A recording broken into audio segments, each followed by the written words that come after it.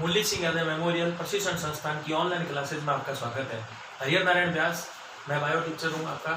आज मैं आपको बीएससी सेकेंड ईयर में मैमेलियन फिजियोलॉजी के अंदर ब्लड सर्कुलेशन सिस्टम के बारे में बताऊंगा। इसमें सबसे पहले आता है सर्कुलेशन सिस्टम में सबसे इंपॉर्टेंट पार्ट जो हमारा है ब्लड। हम ब्लड के कंपोजिशन की बात करेंगे। क्या है ब्लड का कंपोजिशन? ध्यान से देखिए, यह शरीर के बाहर का 8 से 10% भाग बनाता है।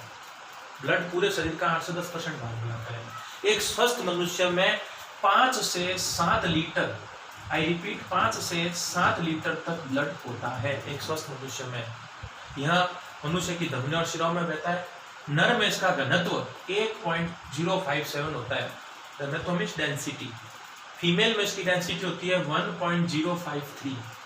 इसकी पीएच होती है 7.36 से 7.45, यानी कि ये हल्का क्षार होता है, थोड़ा सा बेस होता है इसके अंदर। अब रुधिर के कंपोजिशन की बात करते हैं। रुधिर के कितने कंपोनेंट हैं? ह्यूमन रुधिर के 2 कंपोनेंट है, प्लाज्मा और कणिका, यानी कि प्लाज्मा एंड कॉर्पोसेल्स। यहाँ पहले बात करते हैं प्लाज्मा की। प्लाज्मा रुधिर का एक तरल पदार्थ है जो 2 भागों से बना है, ठोस और पानी। इसका ठोस पार्ट केवल 8 से 9% है और पानी वाला पार्ट 91 से 92% तक है। 91 से 92% तक इसमें जल वाला पार्ट होता है। इस ठोस पदार्थ में जो शामिल है वो है इनऑर्गेनिक और ऑर्गेनिक कंपोनेंट्स। इनऑर्गेनिक कंपोनेंट्स में 0.9% केवल इनऑर्गेनिक कंपोनेंट्स है, जबकि 8% इसमें ऑर्गेनिक कंपोनेंट्स है। इन 8% ऑर्गेनिक कंपोनेंट्स में हमारे पास सबसे पहला जो कंपोनेंट आता है वो है प्रोटीन। प्लाज्मा में प्रोटीन पाई जाती है सारी, जो 3 प्रकार से पाई जाती है। प्लाज्मा के अंदर सबसे पहले पाई जाती है एल्ब्यूमिन प्रोटीन। यह सर्वाधिक मात्रा में पाई जाने वाली प्रोटीन है एल्ब्यूमिन, जो 7.4% पार्ट बनाती है कुल प्रोटीन का। कुल प्रोटीन का 4.7% पार्ट यही बनाती है। इसका अनुपात 69,000 डाल्टन तक होता है, 69,000 डाल्टन तक। इसका यकृत में निर्माण होता है, यानी ये लीवर में बनती है। इसका काम क्या है दोस्तों? यह थक्का बनाने में सहायता करती है। यह थक्का नहीं, थक्का बनाने में सहायता करती है। उसके बाद बात करते हैं ग्लोब्यूलिन प्रोटीन की। ग्लोब्यूलिन प्रोटीन प्लाज्मा पाई जाने वाली दूसरे प्रकार की प्रोटीन है, जो प्लाज्मा का 1.5% भाग बनाती है। इसका अनुपात 90,000 से 13 लाख डाल्टन तक हो सकता है। कितना हो सकता है इसका अनुपात? 90,000 से 13 लाख डाल्टन तक। यह जल में घुलनशील है, यह जल में घुलनशील है, इसलिए थक्का बनाने में मदद नहीं करती, बल्कि ये एंटीबॉडी बनाने में मदद करती है।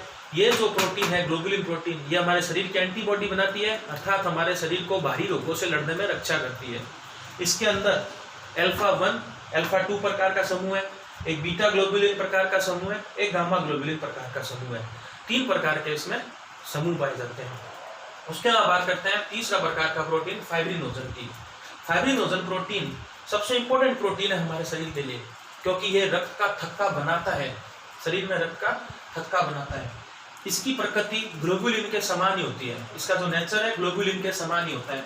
इसका अनुपात 3,40,000 डाल्टन तक होता है, 3,40,000 डाल्टन तक। इसका निर्माण भी यकृत में होता है, इसका निर्माण भी यकृत में होता है। अब प्रोटीन के बाद बात करते हैं इसके अंदर और क्या क्या है। तो प्लाज्मा के अंदर और है लवण। लवण कौन कौन से इसमें? इसमें सोडियम, कैल्शियम, मैग्नीशियम और आयरन के क्लोराइड्स पाए जाते हैं, यानी कि NaCl, MgCl2 आदि। उसके अलावा इनके बाइकार्बोनेट्स पाए जाते हैं, उनके सल्फेट और फॉस्फेट पाए जाते हैं, यह 0.9% पार्ट बनाते हैं। उसके अलावा ऑर्गेनिक कंपाउंड, अन्य ऑर्गेनिक कंपाउंड में प्रोटीन के अलावा इसमें ग्लूकोज, फैटी एसिड और विटामिन, ग्लिसरॉल, और ये भी प्लाज्मा में घुले हुए रहते हैं।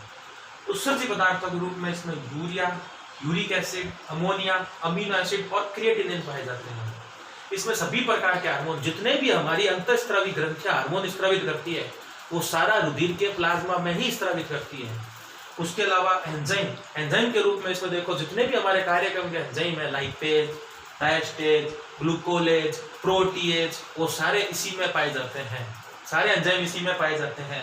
उसके अलावा इसमें गैसों के रूप में O2 और CO2 पाई जाती है। O2 और CO2 गैसों का इसमें आदान प्रदान होता है।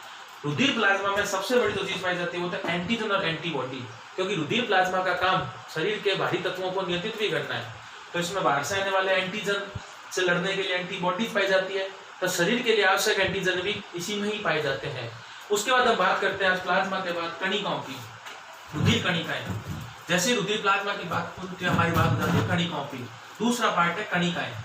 कणिकाएं दो प्रकार की है, रुधिर प्लाज्मा कणिकाएं तीन प्रकार की है, सॉरी, आरबीसी, डब्ल्यूबीसी और प्लेटलेट्स। लाल रुधिर कणिकाएं, व्हाइट ब्लड सेल्स और उसके अलावा प्लेटलेट्स। प्लेटलेट्स, आरबीसी, डब्ल्यूबीसी और प्लेटलेट्स। आरबीसी का जीवन काल होता है 90 से 125 दिन, जबकि डब्ल्यूबीसी का होता है 180 दिन। उसके अलावा प्लेटलेट्स का हमारे अंदर जो दिन होते हैं वो 10 दिन का इसका जीवन काल होता है। इन तीनों कामों के हम आगे बात करते हैं।